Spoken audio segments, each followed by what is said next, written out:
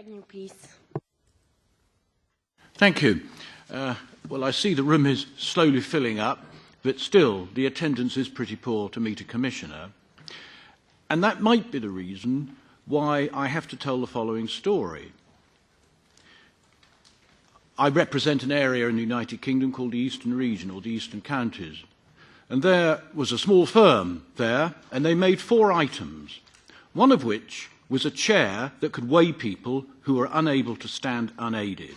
So these were used in hospitals and old people's homes.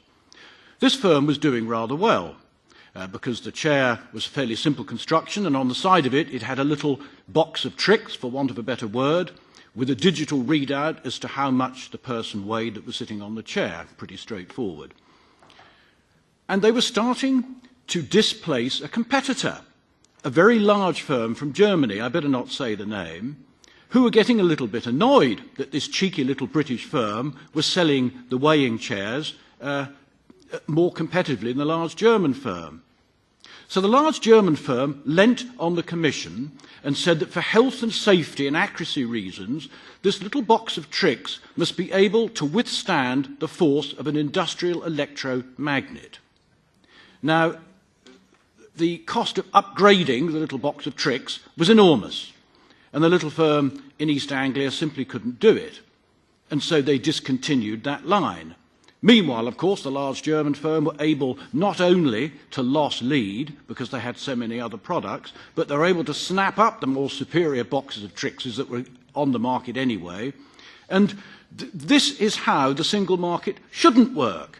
But unless there are MEPs in this committee taking the opportunity to talk to the Commission, to say how it works on the ground, then these abuses, and that's what it is, these abuses will continue. And we have other instances of not being able to use copper as a biocide and not being able to put mercury into barometers.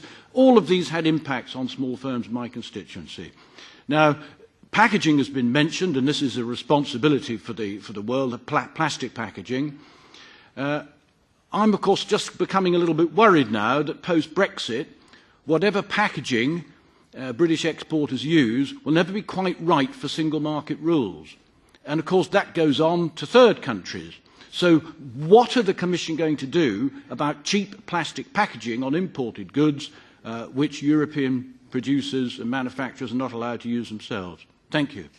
Mr. Agnew, I don't know that well your proposal or your example of a small British company acquired by a German company, but and I don't have that much to say about it. But what Brexit means to the trade, everybody knows that we don't know yet, but it's a bit weird thing where we are heading to at the moment. The future trade negotiation between UK and the EU is the first trade negotiation ever in any part of the world where we start negotiating worsening the situation in trade. So normally in trade negotiations you try to get better trade environment, but this time we try to make it worse. And that's kind of sad, but what you can do.